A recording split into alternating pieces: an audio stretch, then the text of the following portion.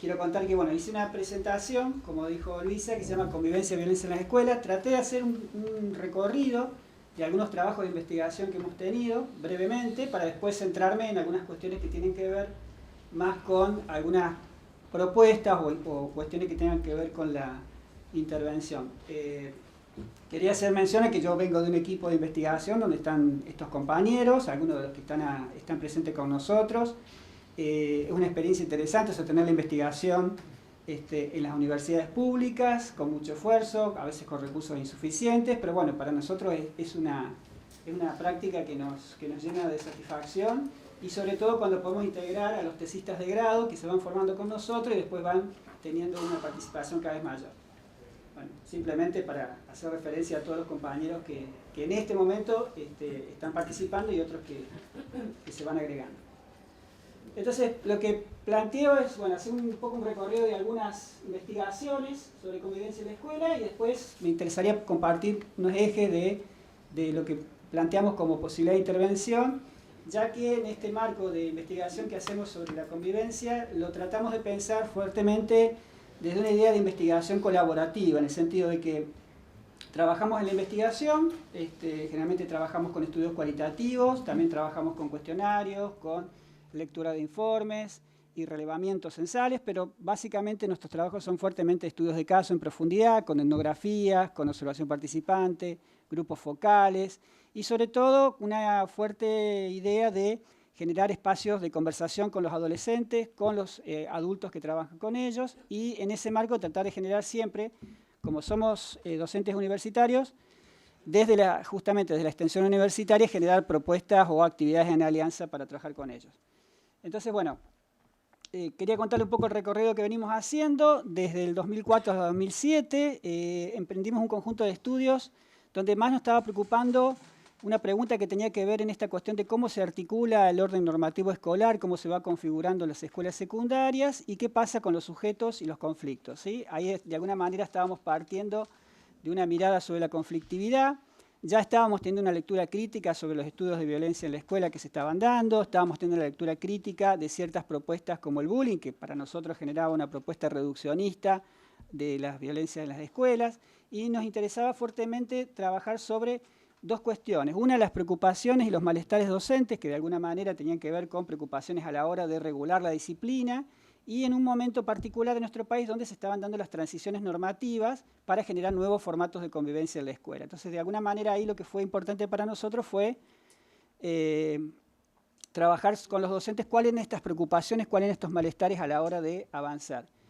Y en relación a los estudiantes, para nosotros fue importante recuperar la relación entre los procesos de convivencia, los procesos de conflictividad y las cuestiones referidas a la enseñanza, que es una relación un poco olvidada por ahí cuando trabajamos convivencia. Para nosotros es importante porque el espacio del aula, el espacio del salón de la clase, es el espacio, como otros espacios institucionales, es un espacio de mucha pregnancia para las prácticas docentes, para la vida institucional, y de alguna manera la intencionalidad, de alguna manera, de esta perspectiva psicosocial que así nombramos, tenía que ver con la posibilidad de pensar la perspectiva de los estudiantes sobre la convivencia en la escuela. Como también trabajamos con entrevistas, la perspectiva de los docentes y también de los directivos. O sea, son tres grupos que para nosotros son diferentes y por eso un poco trabajamos ahí. En ese sentido, como un hallazgo importante que nos pareció, es cuando trabajamos cuál es la perspectiva de los estudiantes. Y ahí nos encontramos con criterios pedagógicos de los estudiantes al evaluar las prácticas docentes, ¿no? Y entonces, de alguna manera, eso nos permitía acercarnos al punto de vista de los chicos. Y, por ejemplo, traje así un pequeño esquema que es medio viejo, que lo recuperé. Para los chicos, fuertemente la idea de la disposición a trabajar, que está aquí abajo, o el interés y el desinterés, depende mucho de tres factores, o de tres cuestiones, o de tres significados que ellos le dan a sus prácticas. ¿Cómo son las prácticas de enseñanza? En el sentido de cómo son los modos de enseñar y cómo son los modos de evaluar, ¿sí? Hay una atención muy fuerte a cómo son, de alguna manera, las prácticas que tienen que ver con alguna calidad, que tienen que ver con algún tipo de preparación, con algún tipo de profesionalismo, y los modos de evaluar, en el sentido de que los modos de evaluar representan para ellos un aspecto muy importante porque significa un pasaje de estar acreditados o seguir en una situación de complicación con sus estudios escolares. Por el otro lado, los modos de vinculación docente, la categoría nativa, que la usamos un poco todo en nuestra escolaridad, es los tratos del docente. Y ahí entramos en un abanico que tiene que ver con los tratos, los destratos, los maltratos, y todas aquellas cuestiones que los docentes, los adolescentes son bastante perceptivos a la hora de ver cómo es el clima de la clase y cómo es la emocionalidad que transmite ese profesor. Pero también otro aspecto importante que marcaban de la relación con los profesores tiene que ver cómo lo ubican o cómo lo ven a los docentes en relación a los modos de justicia escolar. Cómo ejercen la disciplina, cómo regulan las normas y sobre todo, algo que para nosotros es importante, cómo los ven situados con respecto al orden normativo de la escuela. Es decir, qué grado de coherencia, qué grado de alguna manera, respeto a las normas él también tiene, qué capacidad de ponerse en ejemplo tiene ese docente, ¿no? Entonces, un poco para nosotros la resistencia, la disposición a trabajar, que es la preocupación fuerte que de alguna manera marcaban los docentes, o la construcción del interés y el desinterés, nos muestra en estos pequeños esquemas de alguna manera cómo es relacional, cómo se construye el calor de la interacción en la clase, y cómo de alguna manera la construcción de autoridad tiene mucho que ver con estas construcciones simbólicas que los chicos hacen en esa cuestión.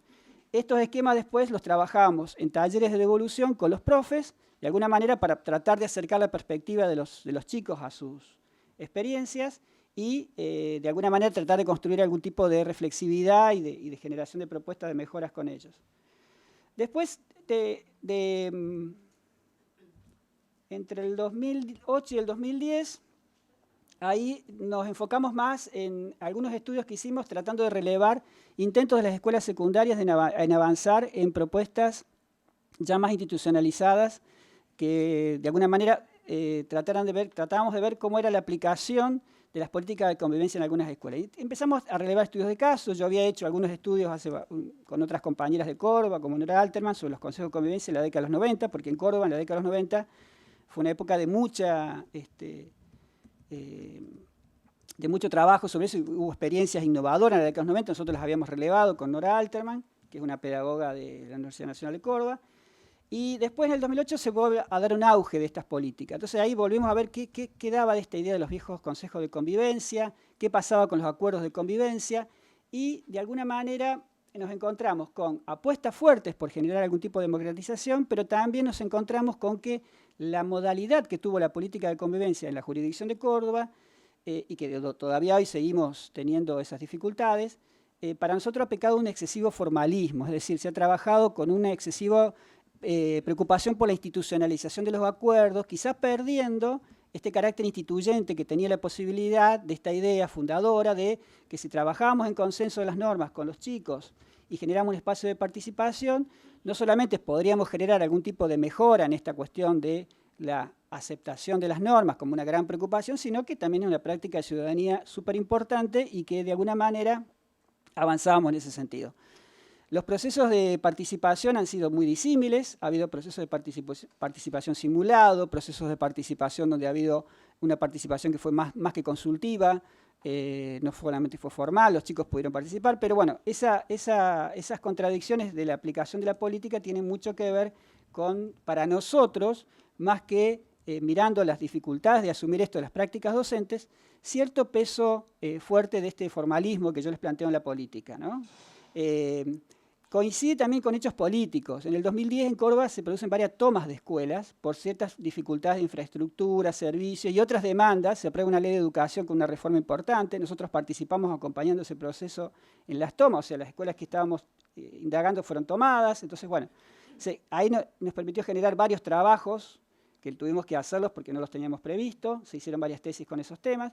Y para nosotros fue importante ver cómo también este peso fuerte de la institucionalización de las políticas estaba muy atado también a ciertas cuestiones de control político que muchas veces las jurisdicciones o las gestiones de gobierno necesitan generar. Para nosotros ahí hubo una cuestión que generó mucha conflictividad desde lo estatal, ¿no? Entonces, bueno, ese fue otro periodo importante. Y me quiero detener sobre todo en estos últimos periodos, en el 2012-2013, ahí empezamos a trabajar con la idea de sociabilidad, que ahora la voy a tratar de plantear. De alguna manera enfatizamos fuertemente lo que tiene que ver con los conflictos en la convivencia, pensando en las ideas de sociabilidad juveniles, los procesos de reconocimiento y alteridad. Actualmente estamos trabajando un poco ampliando la mirada, estamos trabajando a partir de una alianza que hicimos justamente con Pablo Dileo, que a partir de él empezamos a pensar en la idea de biografía juvenil, en sus trabajos que él ya había empezado a hacer, que generosamente nos invitó a compartir. Empezamos a pensar la posibilidad de pensar los procesos de reconocimiento en jóvenes sectores populares, no solamente en el espacio escolar, sino también en el espacio barrial. Pero eso, bueno, eso es lo que estamos trabajando un poco ahora. Yo quería contar un poco el periodo anterior.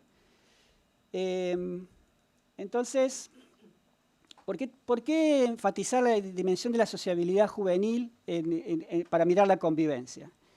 De alguna manera, lo que nosotros empezamos a evaluar en el análisis de la convivencia es tratar de alejarnos de una mirada prescriptiva y normativa de la convivencia, y que de alguna manera nosotros pensamos que en el campo pedagógico tuvo un poco que ver eso cuando se empieza a hacer el giro entre disciplina a convivencia, que eso fue en los 90, ¿sí? Y siempre cuando pensamos el tema de la convivencia tenemos un posicionamiento de algún lugar prescriptivo, normativo, tenemos algún ideal de convivencia, y los investigadores, los profesionales también los tenemos. O sea que una forma de tratar de corrernos de ese supuesto tenía que ver con enfatizar los procesos cotidianos de abordaje de las problemáticas que las relaciones entre pares tenían en la escuela. Y la idea de sociabilidad juvenil, que viene de alguna manera de tradición de investigación sociológica, de Simmel, también algunos desarrollos de Maffesoli, nos permitió pensar, junto con otros investigadores mexicanos como el doctor Weiss, esta idea de pensar la sociabilidad juvenil como esas prácticas relacionales que participan en la socialización escolar, que tienen que ver con el disfrute compartido entre los chicos, que tienen que ver con las formas lúdicas de asociación y que tiene que ver con un espacio fuerte donde se desarrollan no solamente espacios de diversión, de entretenimiento, de códigos comunes, sino que para nosotros es una plataforma de grupalidad muy importante porque se construyen tareas y actividades en las cuales se juega construcciones identitarias de los chicos, pero también se juegan a partir del lazo intersubjetivo en sus relaciones de amistad, sus primeros ensayos de amor y sexualidad, se juegan espacios de resolución de lo que tiene que ver con la construcción de un espacio de confidencia, un espacio de confianza, un espacio de construcción de intimidad, y donde también se dan regulaciones sociomorales. Es decir, para nosotros, en el espacio de las prácticas de la sociabilidad, se destacan aquellas tareas y actividades que definen la amistad y el amor entre los y las adolescentes. Como hallazgo aparecen consejos, juicios morales sobre los riesgos del consumo de drogas, el ejercicio de la sexualidad, las ayudas en situaciones de incertidumbre y peligro personal, las lealtades y la capacidad de confidencia que permiten construir una zona común de intimidad y confianza. Entre los amigos y las parejas se comparten afinidades y se influyen mutuamente, y en algún momento llegan a construirse ante otros como semejantes.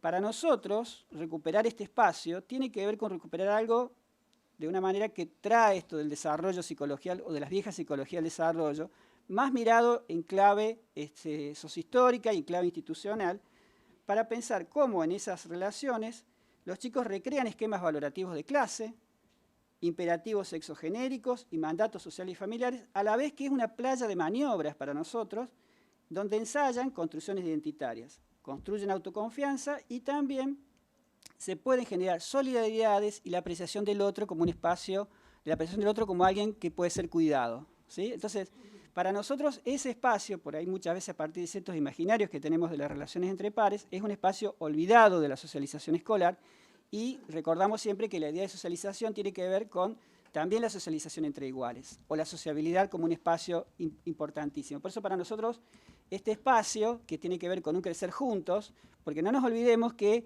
es un espacio que se construye a partir del arbitrario institucional de que los convocamos y les imponemos que convivan juntos, ¿sí? Entonces, este crecer juntos de alguna manera parece como un espacio interesante. Desde ahí pensamos los conflictos en la convivencia a partir de las sociedades juveniles. No desconocemos que hay otros tipos de conflictividades, digamos, pero hemos enfatizado en estos aspectos y pensamos que los conflictos de la convivencia pueden tener que ver con tensiones intersubjetivas que se dan desde referencias diferentes, que tienen que ver con la clase, que tienen que ver con los imperativos sexogenéricos y también, en algunos casos, con las diferencias étnicas. Estos son algunos de los conflictos o los incidentes que reconstruimos con los chicos en los grupos de discusión y también en la observación de clases, ¿sí? Y en la conversación con los profesores en los talleres. Entonces, de alguna manera, simplemente para distinguir, ustedes los pueden leer y bueno, después podemos compartir material, pero básicamente nos parece que hay que distinguir cuando aparecen conflictividades que tienen que ver con las relaciones de amistad y de amor, como las infidencias, las infidelidades, las traiciones, los sentimientos que tienen que ver con los celos, ¿sí? De otro tipo de conflictividades que se dan entre los estudiantes, que ya tienen que ver cuando el otro no es visto como un semejante, no es visto como un par, no es visto como alguien afín, no es visto como alguien interesante, atractivo, alguien que se puede amar o cuidar, y que esa relación también tiene su conflictividad, sino cuando hay otras relaciones que tienen que ver más cuando el otro es concebido como un otro antagónico. Y donde a partir de ciertas construcciones sociales, otros chicos pueden ser significados a partir de la ofensa a la reputación sexual de sus parientes, de sus madres, y donde aparecen expresiones estigmatizadoras y prácticas discriminatorias, en dos sentidos. Una de lo que sociólogos como Margulis ha trabajado acerca de esta idea de los prejuicios racializados, que son muy idiosincráticos de nuestra cultura. En Córdoba, el insulto del negro de alma, el brasa, el villero, de alguna manera es un insulto fuerte y es una categoría de diferenciación fuerte, y siempre está en referencia a un otro que se considera normal o que se considera superior, ¿sí? Ya sean los chetos o sean otras denominaciones. Pero también aparecen los rechazos y los estigmas a sexualidades, ¿sí? Y a identidades de género menospreciadas. Entonces aparecen estas actitudes homofóbicas, lesbofóbicas o transfóbicas, que de alguna manera tienen que ver con otro tipo de conflictividad. Nos parece interesante distinguir que puede haber resoluciones de algún tipo sobre estas cuestiones. Es un debate que los chicos se plantean, ¿sí? De alguna manera recordemos que siempre es una pregunta que no solamente ellos se hacen, sino nosotros también a veces nos la seguimos haciendo, pero bueno, la respuesta a la pregunta identitaria, ¿quién soy? ¿Qué me pasa? Tiene que ver un poco con esta cuestión. Gracias. Bueno, algunas de las cuestiones que tienen que ver con viñetas, donde aparecen de alguna manera estas construcciones de sentido del otro como peligroso, ¿sí? Y donde de alguna manera van buscando, ¿sí?, la diferenciación social, y aquí nos aparecen estas cuestiones. Bueno, en esta viñeta aparece fuertemente lo que chicos de escuelas privadas plantean con referencia a compañeros de otras escuelas o compañeros de sus mismas escuelas, a que los ven desde esta caracterización donde el otro se construye como un otro peligroso, agresivo, ¿sí? Y que tiene mucho que ver con lo que para nosotros tiene que ver algo que se tramita en la sociabilidad juvenil, que es un poco lo que compartió ayer Gonzalo Sarabí, esta dificultad en nuestra sociedad de generar espacios de encuentro social compartido. De alguna manera, en la sociabilidad juvenil, en las escuelas, se tramita algo de ese desafío social, y muchas veces los jóvenes lo hacen con o sin nuestra intervención. Bueno, para avanzar un poco y para plantear la categoría de respeto, que es una categoría que para nosotros va a ser importante para trabajar como categoría nativa, nos parece que es una categoría que aparece con un sentido justificatorio importante. A la hora de pensar, muchas veces los chicos la utilizan en forma diversa, según sea cuando aparece como un miedo a la otredad y genera la posibilidad de reacción violenta, y en otros casos cuando queda como sentido justificatorio porque aparece de alguna manera como una disposición reificante que habilita la acción discriminatoria, es decir, reificante porque el otro se construye como objeto, se lo deshumaniza y aparece la posibilidad de que uno pueda hacer lo que quiera con el otro. Bueno, en ese sentido, el sentido del respeto en la sociabilidad, que ha sido trabajado también, de alguna manera, recuperamos siempre los trabajos de Pedro sobre el respeto y las construcciones que tienen que ver con la relación intergeneracional. Nosotros hemos avanzado más a partir de la mirada de lo que tiene que ver el respeto en relación con los chicos. Entonces, cómo de alguna manera estas construcciones y el hacerse respetar para nosotros aparece como un desafío importante en el cual tenemos que intervenir para poder de alguna manera generar conocimiento y cómo trabajamos con los chicos en estas cuestiones. En este esquema básicamente lo que aparece es cómo la idea de hacerse respetar aparece usada frente a esta idea de no ser llevado por delante como expresión nativa, o frente a la idea de que hay que imponer el respeto, hay que ganarlo, hay que tener capacidad de esa cuestión. Este esquema básicamente tiene que ver con una búsqueda que, de alguna manera, para pensar cómo se van construyendo otredades en las relaciones de sociabilidad y cuándo, de alguna manera, hay que diferenciar cuando hay una posibilidad de ser el otro como semejante, cuando el otro aparece como un otro hermenéutico atractivo, cuando aparece como un otro antagónico, que tiene que ver con el conflicto y tiene que ver con la convivencia en la diversidad, y cuando la preocupación nuestra tiene que ver cuando hay operaciones de construcción del otro, desde ciertas construcciones ideológico-simbólicas e imaginarias, que lo constituyen como un otro precario. Y ahí es donde aparecen las situaciones que reconocemos de mayor expresión de violencia, ¿no? Entonces me parece que la intervención, el acercamiento a estas realidades tiene más que ver en un trabajo que no nos horroricemos frente a las cuestiones que suceden en la sociabilidad juvenil, nos acerquemos al espacio de lo que tiene que ver con... pasé un poquito... que tiene que ver de alguna manera con pensar cómo podemos avanzar en la idea de ampliar la mirada, ¿sí? No solamente a estas situaciones de violencias que se pueden dar en las situaciones de discriminación o el ejercicio físico, diferenciarlas de otro tipo de conflictividades, ¿sí? Y de alguna manera avanzar en la posibilidad de recuperar también la mirada de ciertas violencias institucionales y sociales que se producen en la escuela. En la tercera línea, para mí es un aspecto importante, ¿por qué avanzar en los procesos de reconstrucción o análisis de los aspectos simbólicos e imaginarios que se sostienen las violencias en los entornos cotidianos? Nosotros pensamos que de alguna manera, cuando en la escuela queda sancionado un orden discursivo que no hace nada, que naturaliza, que no interviene, que no interpela estas construcciones discriminatorias o estas construcciones sexistas, racistas, sociocentristas, y donde de alguna manera no hay una posibilidad de intervención en ese sentido, está el marco habilitado para que se produzcan estas violencias. Entonces, de alguna manera, también participamos los adultos, muchas veces, en esta indiferencia, en esta naturalización, que es algo que tiene que ver con un desafío social que tenemos como unión social o como entorno social que nos queremos dar. Y los aspectos imaginarios, para mí, tienen que ver con aspectos de otro nivel, que son mucho más difíciles de trabajar, y que ahí ya tienen que ver con construcciones imaginarias a modo de metáforas, a modo de construcciones del otro, desde un imaginario de la peligrosidad, del pánico moral, que son mucho más difíciles de trabajar. Entonces, me parece que en términos de la posibilidad de pensar las intervenciones, en todo caso después lo discutimos porque ya debo estar en tiempo, ¿no? La idea sería avanzar un poco en esta cuestión que tiene que ver con la posibilidad de sensibilizar, ¿sí? En nuestros abordajes sobre los efectos subjetivos que tienen estas violencias con los jóvenes, hacernos cargo de que hay violencias también y en ese sentido discriminarlas de otro tipo. Problematizar e identificar las justificaciones ideológicas y simbólicas que sustentan los racismos, los sexismos, ¿sí? Y de alguna manera pensarlo desde la posibilidad de construir alianzas con los colectivos docentes, ¿sí? Para de alguna manera generar propuestas de trabajo donde sea importante centrar el protagonismo de los chicos en estas actividades, porque son temas de discusión y de planteo moral para ellos, y fuertemente el trabajo colaborativo con los docentes, porque también es una oportunidad para avanzar en algo que ellos tienen que resolver, ¿sí? Y de alguna manera también los interpela en su condición de sujetos sociales en un determinado entorno institucional. Bueno, básicamente después los podemos discutir, siempre me falta tiempo para las presentaciones, pero bueno, no quiero robarle más tiempo a mis compañeros. La idea es un poco discutir estas cuestiones si tenemos tiempo después. Gracias. Muchas gracias. Bueno, primero muchísimas gracias a todos por estar acá, por compartir esta jornada con nosotros. Un especial agradecimiento a Denis Friedman, a Pedro Núñez, que se pusieron al hombro la organización, a Pedro especialmente por coordinar y ser el director del proyecto y participar fuertemente en la convocatoria a los distintos participantes. Así que muchas gracias a todos y especialmente a ellos.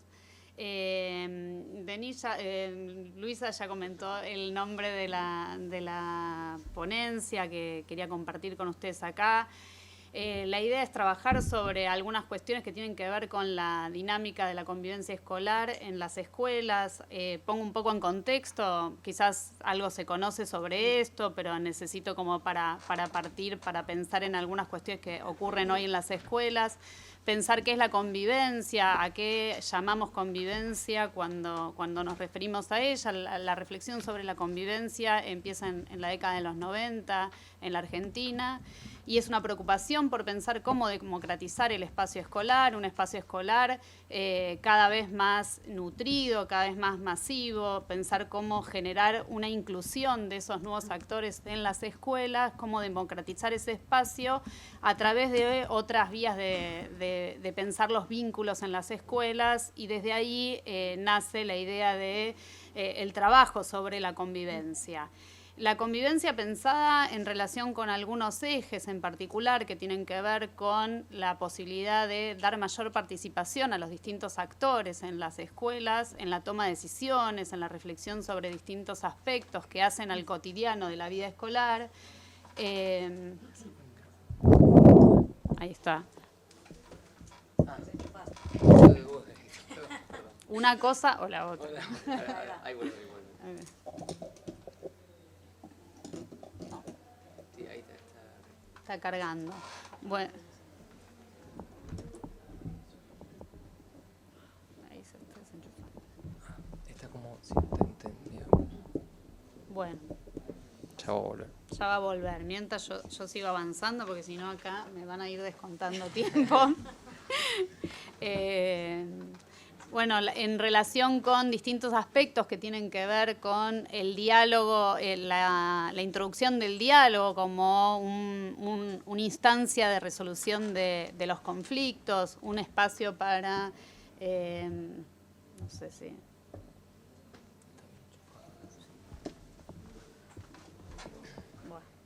Bueno, listo, porque a veces uno necesita como apoyo.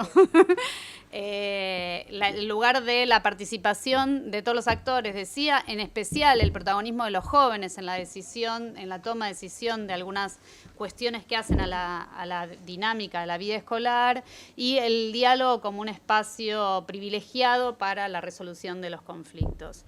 Desde ahí, bueno, tenía un cuadro muy bonito para mostrarles, pensar qué había antes y una reflexión sobre qué había antes y cómo comparar ambos sistemas.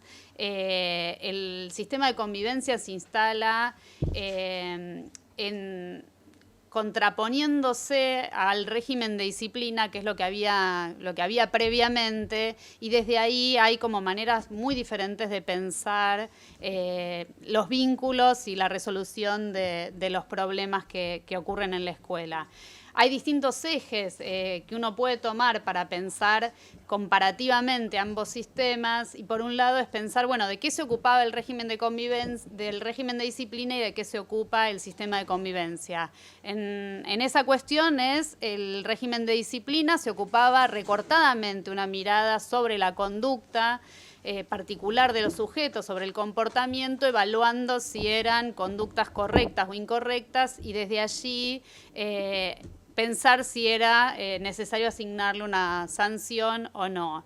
La mirada sobre la convivencia incluye una mirada mucho más amplia que tiene que ver con los vínculos y las relaciones que se establecen en ese espacio escolar, introduce nuevas temáticas que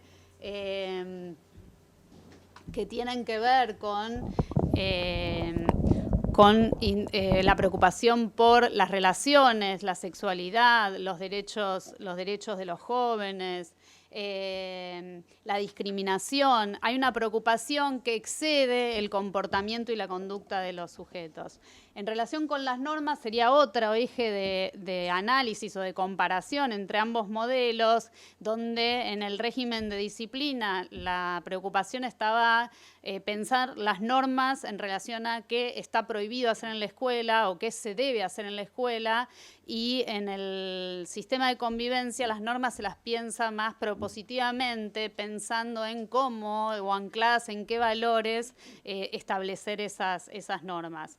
A los sujetos, a los alumnos, también se los piensa de forma muy diferente en uno y otro modelo. En el régimen de disciplina serán sujetos de control, a los cuales no es necesario mantenerlos informados sobre su situación. Desde el sistema de convivencia, bueno, veníamos diciendo este lugar del protagonismo y de la participación que se les asigna, pensándolos como sujetos de derecho, desde un paradigma de derecho donde, por ejemplo, desde las sanciones deben estar informados de cuál es la situación en relación con la aplicación de una sanción, por ejemplo. Las sanciones también tienen dos miradas bien diferentes, desde un lado más sancionatorio y punitivo, y desde el sistema de convivencia pensando en que tengan una finalidad educativa. Entonces, ambos modelos son bien diferentes. El sistema de convivencia es un quiebre en la manera de entender las relaciones de los distintos actores en la escuela, y la búsqueda de resolución de los conflictos es muy diferente en uno y otro modelo. El sistema de convivencia propone la instalación de dos dispositivos fuertes que fueron tomando distintas formas, pero se extienden en general en las distintas normativas de las distintas jurisdicciones, la implementación de un acuerdo de convivencia elaborado por los actores en las escuelas, y la conformación de un consejo institucional de convivencia que tenga la posibilidad de diseñar, de redactar, de discutir y de ir actualizando este acuerdo de convivencia, la posibilidad de debatir y analizar las conflictivas y los conflictos que ocurren en la escuela y proponer formas de resolución. La idea es que también pueda trabajar y ocuparse de pensar otros aspectos de la vida escolar que no se recorten específicamente a los conflictos. Nosotros desde la investigación, algunas cuestiones que fuimos mirando fue, digamos, cómo esto fue tomando forma en las distintas instituciones. Y allí encontramos, bueno, algo de esto comentaba Horacio, cómo esto fue reconfigurándose de distinta manera en las distintas instituciones, donde en algunas escuelas, paso muy rápido, pero ustedes tienen ahí, en algunas escuelas esto se tomó y fue discutido más democráticamente, en la redacción de los acuerdos, por ejemplo, y en otras por ahí algún actor institucional redactó el acuerdo, o en algunas ese acuerdo se parece mucho al viejo régimen de disciplina y esto no es reactualizado, no es reelaborado en función de las nuevas perspectivas. En relación con los consejos de convivencia también ocurren situaciones similares donde en algunas instituciones esto funciona y permite resolver y funcionar en el cotidiano escolar de una manera que permite ir discutiendo distintas cuestiones, ir democratizando ese espacio, y en otras no logra implementarse.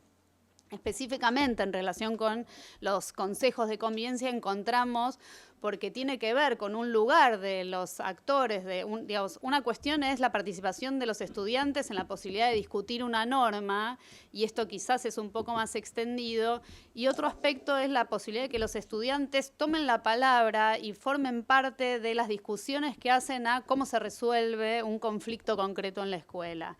Entonces ahí encontramos dos posiciones quizás muy marcadas, una de resistencia, y hay una dificultad grande para instalar este consejo, y una de celebración. También encontramos algunos actores que nos dicen y que nos plantean las posibilidades de formación política y ciudadana y la posibilidad de discutir con otro que generan estas instancias. Y ahí, bueno, promueven esta participación.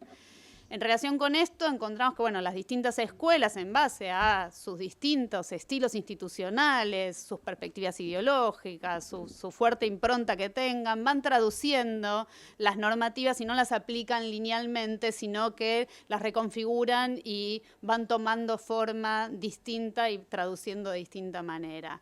Y que estas distintas, digamos, lo que a nosotros nos interesa pensar desde la investigación es cómo estas distintas formas de traducción de esta normativa y cómo esta práctica va cobrando forma de distinta manera, instala trayectorias diversas en la posibilidad del tránsito de los estudiantes por esas escuelas, que instala nuevas desigualdades o permite darle otra forma a la trayectoria de los jóvenes.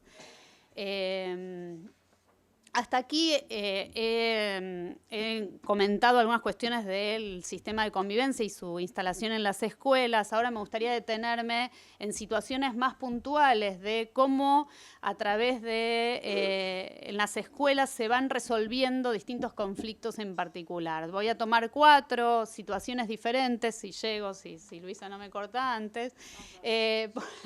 Por un lado, la diferencia como problema, y en este sentido, una de las normas que más encontramos que se instala muy fuertemente en las escuelas es la prohibición de asistir con camiseta de fútbol a la escuela, porque esto genera ciertas peleas y dificultades que los actores dicen es mejor evitar. Entonces, en este es mejor evitar, es preferible que se invisibilice ese conflicto, anulando la posibilidad de llevar la camiseta para que no se vea el conflicto. Ahí uno puede preguntarse distintas cuestiones, si el problema se resuelve por el no uso de la camiseta, si no sería mejor trabajar a partir de esta diferencia otras dificultades y otras diferencias más que anular esta diferencia, y si verdaderamente se tapa la pasión futbolera por prohibir la camiseta cuando aparece la cuestión de la identificación con un cuadro de fútbol a partir de otras instancias como el uso de una cartuchera, el tatuarse el escudo, las medias o múltiples cuestiones. Entonces ahí como la escuela, esto nos pone la mirada sobre cómo la escuela muchas veces concibe el conflicto y piensa en la resolución a partir de su anulación. Y desde ahí pensar cómo la prevención aparece como la evitación más que como la resolución de una situación dada. Nosotros les preguntamos en las escuelas, no sé si esto se ve, pero bueno, en las encuestas, no se ve, por ejemplo, los... ¿Qué es cada cosa? Ahora les cuento. Nosotros les preguntamos, tenía por en blanco, no sé en qué. Les preguntamos a los estudiantes en una encuesta cuáles eran los principales motivos de conflicto en las escuelas y lo que se ve como mayor conflicto es el bardear, molestar al otro. Y lo que acá está señalado, que es 0%, es la pertenencia a distinto equipo de fútbol. Lo que nos devuelve que lo que se toma como una norma preventiva de un conflicto no es un conflicto que sea para los estudiantes. Y ahí aparece una distancia entre lo que la escuela concibe como conflicto y actúa en función de eso y lo que ocurre como conflictos reales. Y esto me lleva a la siguiente situación que quería mencionar y es esta distancia entre la diferencia y la pertenencia de distinto tipo. Ahí si nosotros, no se ve, pero si nosotros podríamos agrupar los tipos de conflicto que los jóvenes enuncian, que tienen en sus escuelas, en dos grandes grupos. Los que tienen que ver con la diferencia con el otro, y allí encontramos la diferencia de pertenencia a distinto equipo de fútbol, barrio, banda musical, ideas políticas, diferencias de distinto tipo, y las que tienen que ver con la interacción, el bardearse, el me molestó porque cargó a un familiar, me encontré y me golpeó, me miró mal. Y allí encontramos que estos distintos tipos de conflictos nos muestran dos abismos por un lado, los problemas que tienen que ver con los conflictos que tienen que ver con la diferencia de pertenencia de distinta índole es un 3% de los conflictos en las escuelas. En cambio, los que tienen que ver con la interacción tienen que ver con un 68% de los conflictos en las escuelas. Ahí hay una distancia muy grande que otra vez devuelve la mirada a la institución en relación sobre dónde está poniendo el foco en las normas, porque encontramos muchas normas que tienen que ver con prevenir la diferencia cuando quizás el foco podría estar más puesto en cómo trabajar a partir de la interacción con el otro para prevenir los conflictos que allí aparecen. Aquí algunas hipótesis que por ahí no voy a extenderme porque el tiempo no me da, pero puede tener que ver con la historia de constitución del sistema educativo argentino, que tuvo que ver siempre con tratar de generar una homogeneidad, que si bien estuvo más instalado en la escuela primaria, se fue extendiendo a lo largo del sistema en la mirada sobre la homogeneidad y la igualdad y el tapar las diferencias, que probablemente haya trascendido hacia las normas o la mirada sobre los vínculos con el otro y cómo prevenir ese tipo de conflictos. Y allí, bueno, se instala entonces un gran desafío en relación con la convivencia, en pensar más cómo trabajar con el otro diferente y salvar esta dicotomía de pensar que, bueno, en la escuela hay una diversidad de modos de ser jóvenes que entran hoy a la escuela, que se tensiona con esta histórica búsqueda de homogeneidad y de igualdad. Entonces, bueno, y hay una hipótesis que parece atravesar el sistema educativo donde convivir con otros es más sencillo y el desafío está quizás en pensar cómo encontrar modos de convivir con otros diferentes. Bueno, en relación con estas cuestiones estuvimos mirando algunos aspectos sobre las normas y cómo las normas ahí diseñan modos de estar con otros. Me gustaría ahora mirar algunas cuestiones que tienen que ver con la reflexión sobre las conductas y sobre las sanciones y cómo la regulación de las sanciones también ahí va delineando modos de resolver los conflictos de otra manera. Tomé en el trabajo de campo, tomé para analizar un año de las notas de cargo de una escuela de la investigación.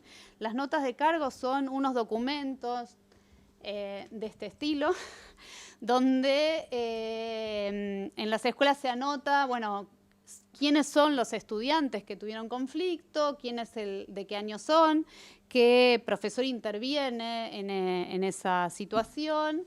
Hay una descripción de la situación que toma el docente, una asignación de si esta situación es grave, muy grave o leve, y hay un espacio para que el estudiante asuma el descargo y también firme esta nota. El análisis de estas notas de todo un año en una escuela, la verdad que es muy rico y me permitió a mí mirar distintas cuestiones. Por un lado hice un recorrido sobre dónde se concentraban más, en qué años se concentraban más las notas de cargo. Y ahí vemos rápidamente que primer año es el año donde más se concentran. Es algo que uno cuando llega a la escuela muchas veces sí habla sobre estos temas con los directores, con los docentes. Hay una reflexión muy fuerte en trabajar con los de primer año para que se adapten, para que se instalen en la escuela. Entonces aparece ahí que donde seguramente hay una mirada y una marcación más fuerte que se traduce en la mayor cantidad de notas de cargo. Y una ausencia de notas de cargo en los de quinto año. Ahí podemos decir hay un éxito de la escuela en el moldeamiento de los estudiantes para que trabajen, para estar en la escuela, para configurar su oficio de alumnos y responder de otros modos a la escuela. Una aclaración y es, bueno, uno podría pensar ahí que son los que se adaptaron, ¿no? Que el resto se fue yendo. No es el caso de esta escuela mantiene su matrícula de primero a quinto año, con muy pocos casos de desgranamiento, con lo cual ahí uno podría pensar que ahí está más la hipótesis sobre los que se adaptaron al sistema y allí quedaron. Esa es una primera reflexión que uno puede tomar del análisis de estas notas. Otro aspecto sobre el que me detuve es cuáles eran los conflictos que estas notas rastreaban. Por un lado, el rateo o el ingreso tardío o el irse de la escuela es la primer causa de nota de cargo.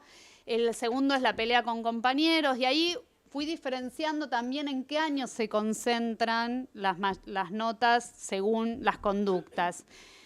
Paso rápidamente porque ya me va quedando menos tiempo, pero también lo que pude encontrar es cómo hay una transición en el tipo de conflictos que ocurren entre un año y otro. En los primeros años hay una concentración de conflictos vinculados con los conflictos interpersonales, que se van transformando a conflictos más con la institución. Entonces, si en los primeros años aparecen más conflictos en relación con él, me peleo con el otro, molesto, en los años intermedios, en más tercero y cuarto, aparecen conflictos que tienen que ver con pelearse con esos núcleos duros de la escuela, decir, bueno, me rateo, me voy, llego tarde, una pelea con la presencialidad o un molestar en clase, aparece con más fuerza, o una falta de respeto a los docentes también se instala con más fuerza en esos años. Entonces, como hay una transición de un tipo de conflictividad a otro a medida que van avanzando en la escolaridad. No me va a dar el tiempo para ahondar, pero uno podría analizar ahí una discrecionalidad según el tipo, según un mismo conflicto es valorado, ponderado diferencialmente en su nivel de gravedad y uno podría mirar por qué si tiene que ver con el sujeto que está implicado, si tiene que ver con el historial de ese sujeto, con la modalidad sobre quién ejerce esa falta de respeto. Bueno, distintas cuestiones que hacen a una discrecionalidad en la gravedad con la que es evaluada una conducta. Algo muy interesante, sí, para tener en cuenta es que el 60% de las notas de cargo analizadas, o más del 60%, un poco más del 60%, han completado este espacio del descargo. Con lo cual, esto nos habla de un espacio de reflexión, de discusión junto con el estudiante sobre qué ocurrió, cuál fue el conflicto, cómo puede ser resuelto, un espacio para discutir y reflexionar, donde algunos estudiantes decían, no estoy de acuerdo, no fue así, no quise expresarme de esa manera y entendió mal el profesor. Una posibilidad de construir un poco más dialogado esa instancia. También aparecen algunas cuestiones como ridículas de le bajé los pantalones pero no quería, fue sin querer, pero bueno, hay un espacio para discutir eso. Por último, no sé si ya me queda un minutito más. 15 segundos. Una de las instancias en esta misma escuela que es interesante para pensar es cómo, digamos, cuando se instala el sistema de convivencia es algo que apareció, es una dificultad para pensar cómo resolver los problemas al interior de las escuelas, donde la anulación de las amonestaciones dejó un poco un vacío de pensar, bueno, ¿y ahora qué hacemos? ¿Cómo resolvemos los conflictos? Y algunas escuelas están tanteando y fueron tanteando nuevos modos de resolver los conflictos y esta escuela instala en ese sentido la posibilidad de pensar trayectorias especiales ante ciertas situaciones particulares. Entonces, algunos estudiantes que transgreden con algunas modalidades particulares, les proponen, quizás porque se quedan libres cuando lo suspenden con suspensión de clase, les proponen recorridos particulares donde no hacen la cursada de los 5 días por semana todos los días, sino que van determinados días a cursar con determinados docentes y eso les permite, digamos, se la piensa como una posibilidad de descomprimir una situación de esos sujetos, de esos alumnos en el aula o descomprimir un vínculo tenso que había con algún docente. Se la piensa como una medida transitoria, y esto sí me parece interesante, donde esos estudiantes pueden salir un tiempo del aula, pero luego retornan. Y se la piensa como un trayecto que se realiza además de la sanción. Lo encontré muy brevemente, pero bueno, a la vez este tipo de trayectorias implican algunos riesgos que es necesario tomar en cuenta, y es que se separa a un alumno de la situación colectiva, con lo que venimos trabajando en relación con lo que implica esta situación colectiva, donde la escuela es mucho más que el estar en el aula y la transmisión de conocimiento puntual y lo que genera la posibilidad de sociabilidad con otro. Este tipo de trayectoria, aunque sea transitoria, separa al alumno de ese momento, que hay un riesgo de que se lo utilice como una medida para separar a los más conflictivos y de última estar excluyendo. Aparece esa tensión entre la inclusión y la exclusión y que no deja de ser una sumatoria de sanciones que se articulan con otras. Bueno, y para seguir pensando es, bueno, ¿para qué se sanciona y a quién se sanciona? ¿Qué es lo que se busca con sancionar? ¿Se sanciona una conducta errada o se sanciona a los sujetos? Revisar las normas en relación con los conflictos reales o pensar cuáles son las normas que son necesarias para convivir con otros más que cuáles son las normas para regular a los otros.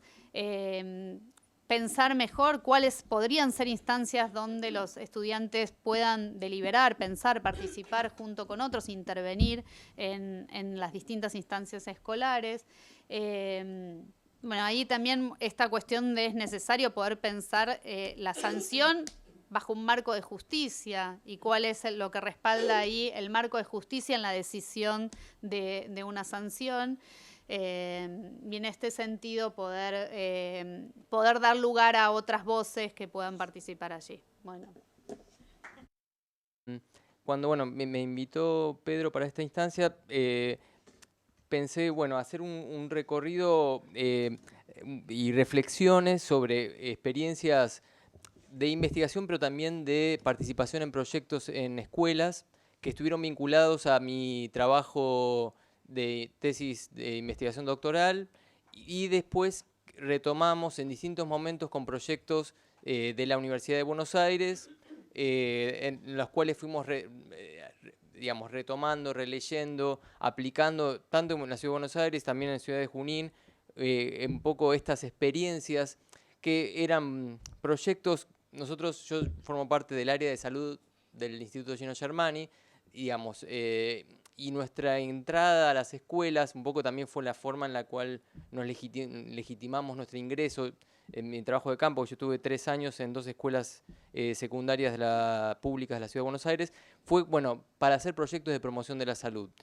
De temáticas, nuestro enfoque tenía que ver con una mirada más de los determinantes sociales de la salud, una mirada desde la medicina social, salud colectiva, y partíamos de construir un diagnóstico. Ahora le vamos a dar un poco los puntos, los momentos de las actividades, donde incluía distintas problemáticas, y en las escuelas donde trabajé más mi tesis doctoral apareció la violencia con sentidos muy distintos, tanto en docentes como en estudiantes, como problemas importantes. Entonces también ese fue el tema que yo avancé en mi tesis doctoral. Y en investigaciones posteriores, compartidas incluso ahora también con Horacio.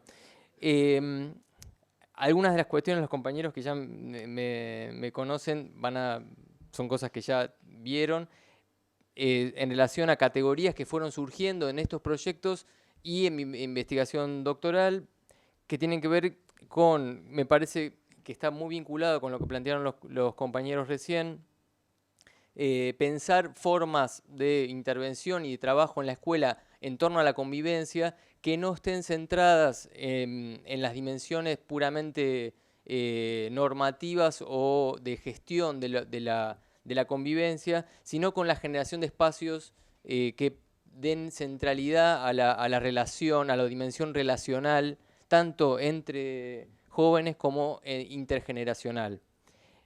Y este tipo de espacios funcionaron de esa manera. Por eso también me parecía interesante retomar un poco los análisis y las reflexiones en relación a estas experiencias, y después algunas reflexiones finales en torno al tema, a las agencias juveniles y su vínculo con las instituciones educativas, que creo que también es un espacio interesante tanto para la investigación como para el desarrollo de otras miradas bioprácticas escolares. Bueno, las experiencias, si bien la idea de acá no es desarrollar la experiencia en sí misma, ahí tenemos trabajos donde las explicamos, donde pusimos los pasos, el paradigma que trabajamos en relación a educación y promoción de salud, pero bueno, fundamentalmente tenía que ver con estos 3 momentos. Como les decía, partimos de no definir previamente un tema, dejar abierto la agenda para que en el trabajo que hacíamos con docentes y después también acompañando a los docentes con los estudiantes, con las y los estudiantes, definir los problemas que ellos consideraban más importantes en la escuela. Esto permitía de alguna manera también articular las experiencias personales, la sensibilidad y las sensaciones personales con una mirada más colectiva sobre los problemas de los jóvenes en la escuela o en el barrio, y de ahí surgieron en las 2 escuelas, en el segundo año que trabajamos con los jóvenes de tercer y cuarto año. Yo después, seguí con uno de los cursos de las 2 escuelas, en realidad un grupo que se formó y que se definía como promotores de salud en cuarto y quinto, o sea, continuamos el resto de los años, y ellos trabajaban después con los compañeros de primero y segundo, que también es interesante porque también veían que el problema, ellos mismos decían, los pibes de primero y segundo son más violentos, digamos, no tienen problema, lo veían como un problema dentro de la escuela, y decían, y ellos trabajaban con ellos, coordinados por un docente que en general tenía una mirada más facilitadora, y yo también participaba generando, digamos, el espacio donde charlábamos sobre cómo encarar definir los problemas, tratar de ver cuáles serían los objetivos, tratando de definir objetivos realizables en un cuatrimestre, en un año, para que ellos también pudieran después sentir que habían culminado ese proyecto y que genere también un efecto en la escuela. Y bueno, y el desarrollo de las actividades que ahora vamos a comentar, donde hubo más compromiso desde los jóvenes, ¿no? Esto también parece interesante y, bueno, para ver cuando se proponen espacios que en realidad hoy también lo planteaban en relación a los CAJ o otros espacios que no están regidos por la lógica académica tradicional, se involucran mucho los jóvenes, incluso varios de los promotores de salud eran de los alumnos problemáticos, ¿no? Pues definidos por los docentes, ¿no? Que se enganchaban, en parte porque algunas veces podían salir de las horas de clase, era como una excusa, pero en parte porque después eran reconocidos desde otro lugar como los promotores de salud y hablando, sobre todo en la relación con los más jóvenes de la escuela y con los otros y con los docentes. Seguramente acá, bueno, fue surgiendo bastante quizás este eje de las relaciones de confianza. Fue una categoría emergente, tanto del trabajo a partir de las reflexiones que hicimos sobre las experiencias con los jóvenes, como acá me voy a centrar sobre todo en las reflexiones de los jóvenes. También hicimos la parte con los docentes, pero quiero hacer hincapié en esto para el recorte de esta ponencia. Aparece la confianza y también en la parte de la investigación también que yo fui desarrollando para mi tesis, trabajamos con diarios personales de la biografía escolar, y en los diarios y en las entrevistas que hicimos también individuales, era recurrente la importancia de la confianza.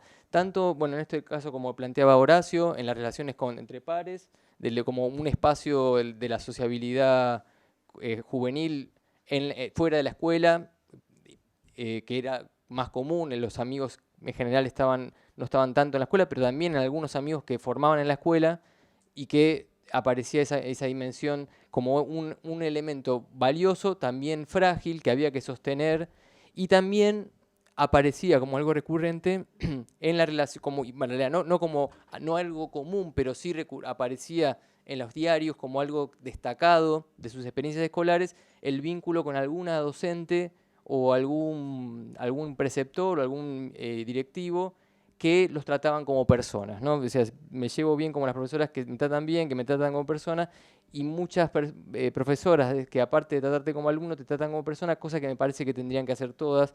Esa relación aparecía, me fui para atrás, como muy valiosa.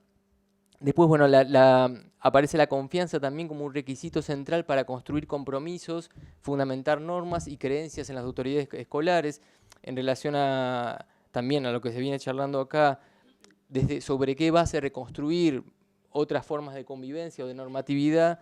Esto también fue bastante trabajado en general aquí en Argentina, sobre todo Beatriz Greco, pero bueno, apareció también como emergente, ¿no? Esta posibilidad de que si el preceptor era una de esas personas con las que tenía confianza, me llevaba bien, yo no le podía fallar, digamos, ¿no? Los acuerdos que establecíamos tenían un valor y tenían una forma y un reaseguro que tenía que ver con ese vínculo personal.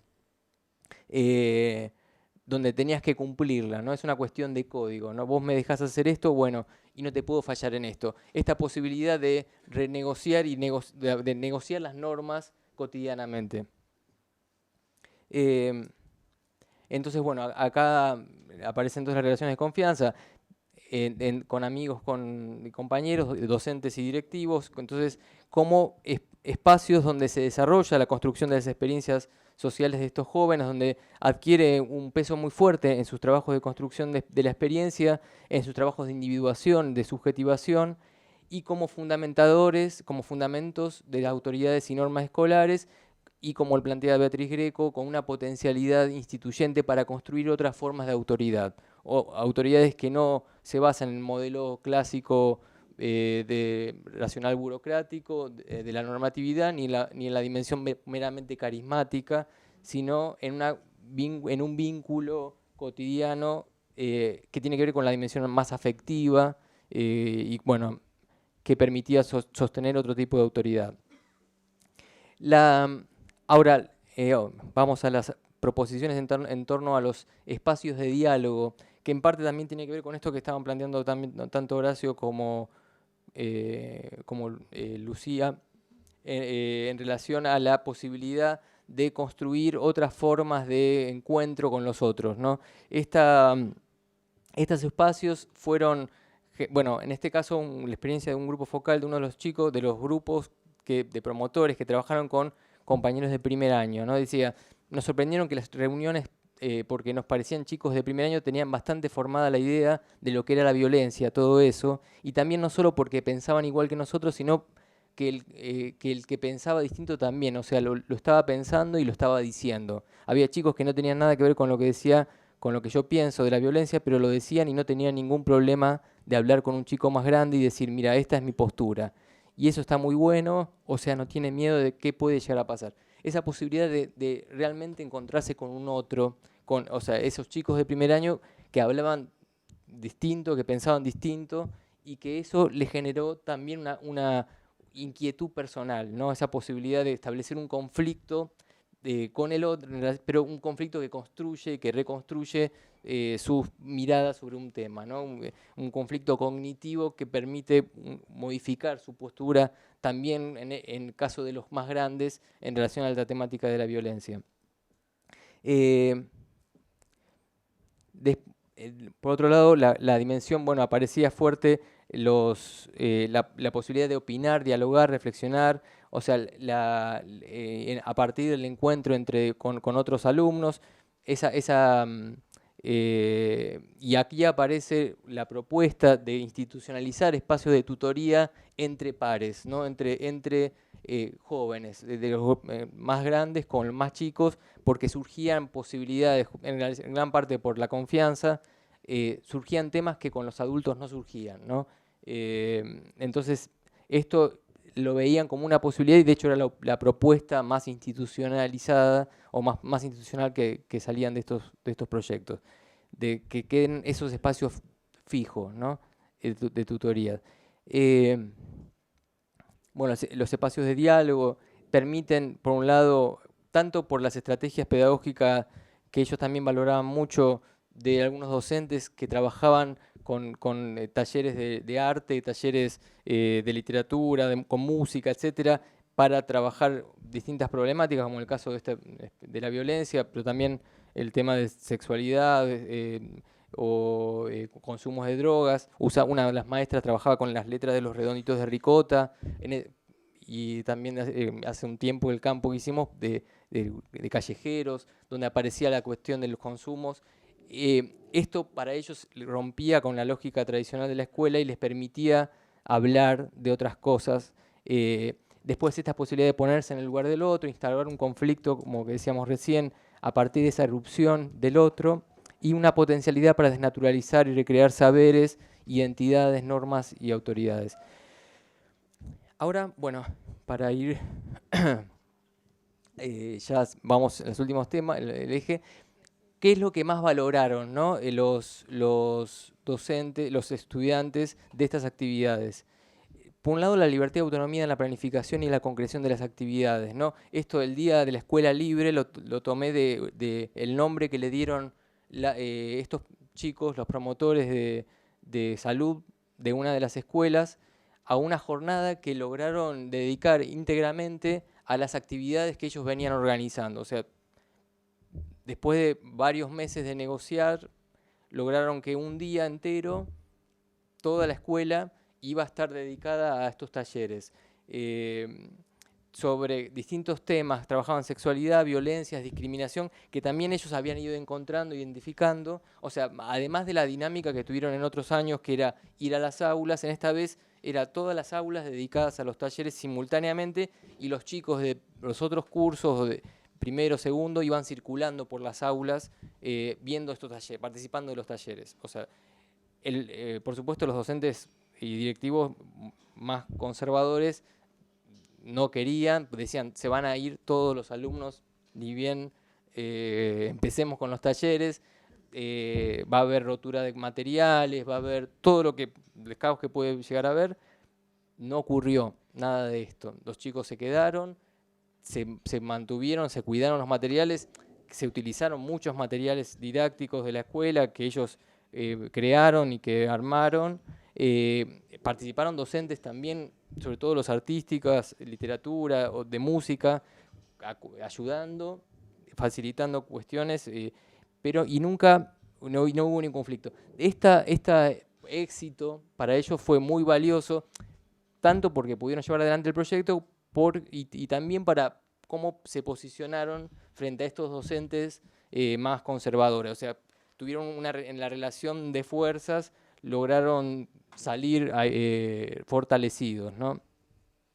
Por otro lado, la importancia de la expresión e intercambio de experiencia, esto ya lo fuimos planteando recién, a partir de la utilización de distintos lenguajes y marcos pedagógicos, esta posibilidad de hablar sobre sus temas personales, ¿no? O sea, todos estos problemas de la violencia o las cuestiones de sexualidad, que son los temas que en general se trabajan, o consumos, eran excusas para hablar de ellos, digamos, ¿no? De sus prácticas cotidianas, de la música que escuchan, de los usos de drogas o no legales e ilegales en los espacios de sociabilidad, de los conflictos, las violencias en la escuela, con los adultos, entre pares, y articular esas experiencias con la escucha de los otros y con la propia escuela, digamos, ¿no? Que la escuela sea un espacio que genere o que facilita ese encuentro con otros para hablar de uno mismo, cosa que también no tenían en otros espacios, generalmente en sus casas o en el barrio. O sea, esa posibilidad de resignificación del espacio escolar para ellos fue muy valioso. Y ahí reconocían a los docentes directivos que habían facilitado esta concreción, ¿no? O sea, ahí hay una revinculación con la lógica de la institución y con sus roles y sus personajes, sus agentes, desde otro espacio, desde otra posibilidad de vinculación, de significación. Y por otro lado, las acciones transformadoras, esa posibilidad de hacer algo distinto, ¿no? Que yo ahora lo vinculamos un poco con las agencias, de generar algún cambio en sus vidas cotidianas en relación a la violencia, discriminación, conflictos, transformar situaciones que ellos veían problemáticas en la escuela o en el barrio, por lo menos desde lo pequeño, generar alguna variación, ¿no? Que quizás no entra muchas veces en nuestra idea de agencia en términos más de liberación o emancipación, pero sí tenía que ver para ellos era muy valioso en la posibilidad de transformación personal o grupal de sus espacios de sociabilidad. Destacan unas potencialidades para problematizar, transformar realidades cotidianas y para la institucionalización también de espacios escolares en los que cotidianamente se propicia el diálogo, ¿no? Estas actividades favorecían la institucionalización de otros espacios en la escuela, o sea, eran experiencias medio extraordinarias en la lógica escolar, pero que, como planteamos recién con la idea de la escuela libre, permitía generar condiciones para institucionalizar estos espacios y que de alguna manera bajar las resistencias de docentes o disminuir su legitimidad de los docentes más conservadores o directivos más conservadores. Bueno, aquí un poco retomamos estas dimensiones y tomamos el concepto de shifters, de intermediarios culturales que trabaja Desertó, porque en gran medida a partir de estos espacios y los agentes, estos chicos que se consideraban promotores de salud, o sea, se definían como promotores de salud, funcionaban como intermediarios culturales, el término que utiliza Desertó, retomando la lingüística de Jacobson, la posibilidad de traducir experiencias personales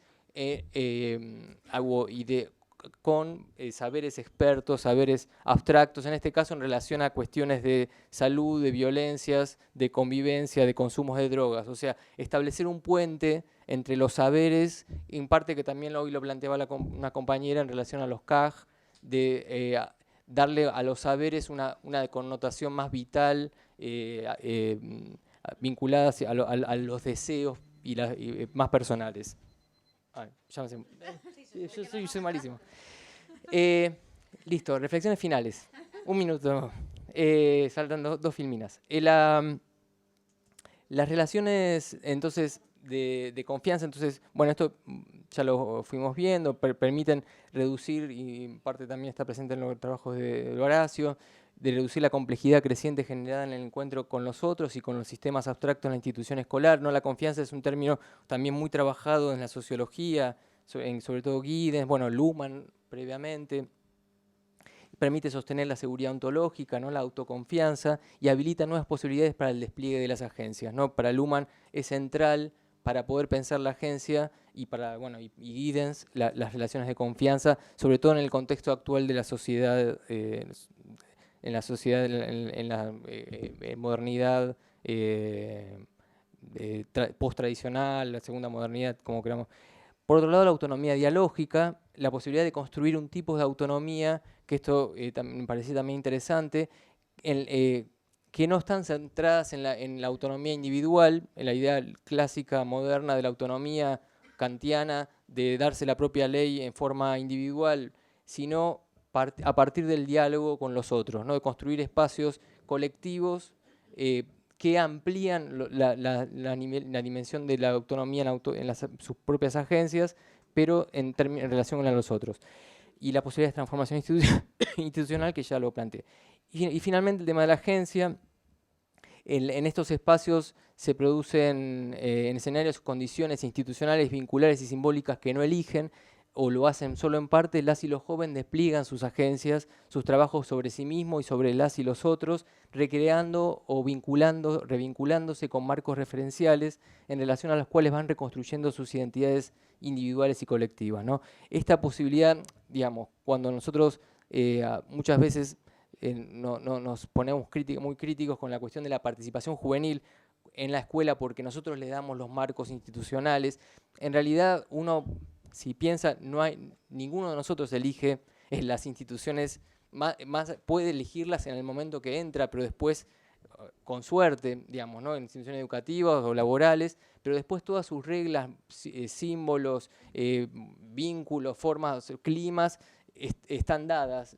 Y sobre eso uno trabaja, digamos, y uno igualmente actúa. Y en el sentido de la agencia que plantea Giddens, de actuar de otra manera, ¿no? Uno tiene distintas posibilidades y sobre todo, y en este caso los jóvenes lo hacen en estos proyectos, pero también en otros espacios de posibilidad de actuar de otra manera, ser protagonistas de su historia, darse su propia ley, pero solo pueden hacerlo en relación a los géneros discursivos, marcos referenciales, soportes, símbolos provenientes del entorno social e institucional en el que se encuentran, que sería el otro polo de la heteronomía. O sea, no hay autonomía sin heteronomía, en todo caso, sin las reglas que me vienen dadas por el ámbito en el que yo me encuentro, ¿no?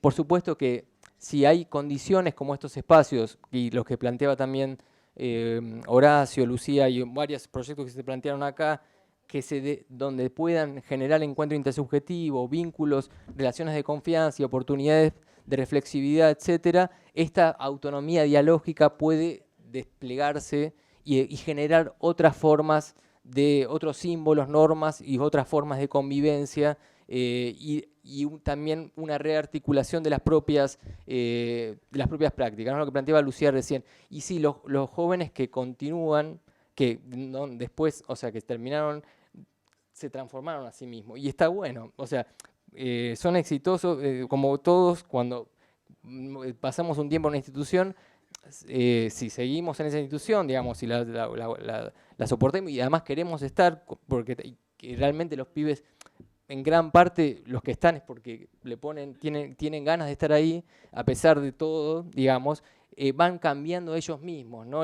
La agencia también es un trabajo sobre uno mismo, no solo sobre el contexto, sino sobre uno mismo para poder adecuar mis deseos, en este caso de pertenecer, de estar en esta escuela, con mi práctica, con mis formas de actuar cotidiana, mi forma de relacionarme con los otros, ¿no? En ese sentido también es interesante ver esa posibilidad de despliegue de agencia hacia ellos mismos, ¿no? Listo. Muchas gracias.